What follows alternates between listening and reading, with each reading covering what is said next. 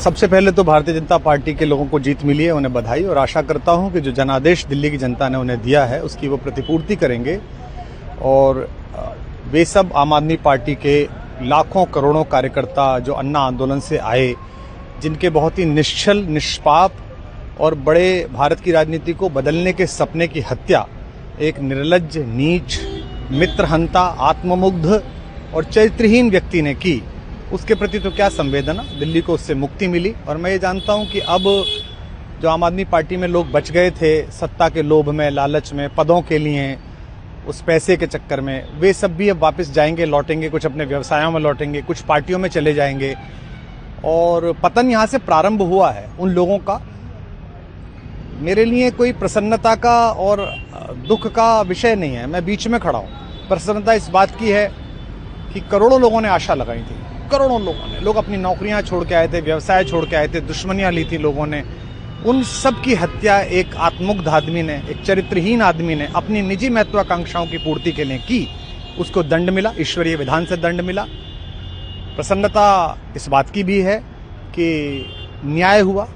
आज जब कहना नहीं चाहिए, लेकिन आज टीवी पर जब जंगपुरा का निर्णय आया और सामने दिखाई दिया कि मनीष हार गया, तो सदा तटस्थ रहने वाली और राजनीति से विरत रहने वाली मेरी पत्नी जो है, उसकी आंख में आंसू आ गए, वो रोने लगी।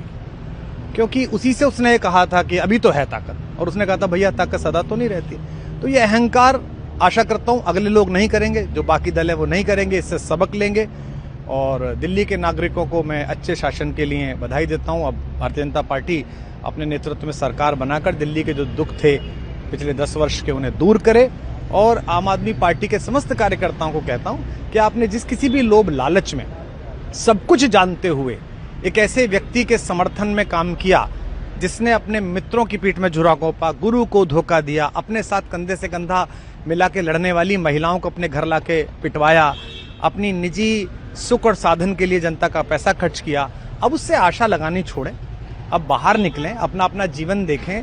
मुझे राघवेंद्र सरकार राम की कृपा मिली, जिनका ये घर है, जिनकी कृपा से मैं यहाँ खड़ा हूँ। मुझ पर कृष्ण कृपा हुई कि मैं इस निर्लज्ज सर्कस से बाहर आ सका।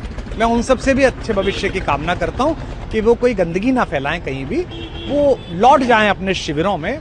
जिस तरह माधव को, कृष्ण को दूत देखकर भी भरी सभा में अट्टहास करने वाला दुर्योधन जो ये कहता था सुचिग्रम नैव दास्यामि बिना युद्धे न केशवः, बिना युद्ध के 5 गांव भी नहीं दूंगा, आज वो अपनी सीटों के लिए तरस रहा है।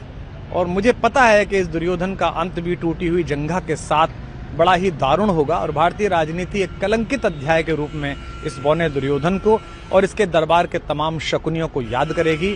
मैं उनकी मुक्ति की कामना करता हूं कि ईश्वर उन्हें इस दुख से बाहर निकाले, और समस्त लोगों को बधाई देता हूं कि चलिए अंततः न्याय हुआ।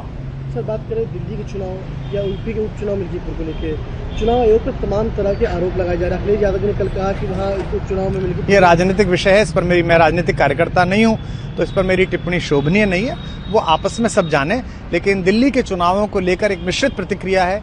दुख है कि अन्ना आंदोलन से एक ऊर्जा जो पैदा हुई थी, जिससे देश में एक सकारात्मक बदलाव हो सकता था, एक वैकल्पिक राजनीति हो सकती थी, उसकी हत्या एक अहंकारी आदमी ने, एक आत्ममुग्ध और असुरक्षित आदमी ने कर दी। मैं आशा करता हूं कभी ना कभी भारत में ऐसा सूर्योदय किसी न किसी दल में अवश्य होगा, जो भारत को जहां पहुंचना है वहां पहुंचाने का मार्ग प्रशस्त करेगा।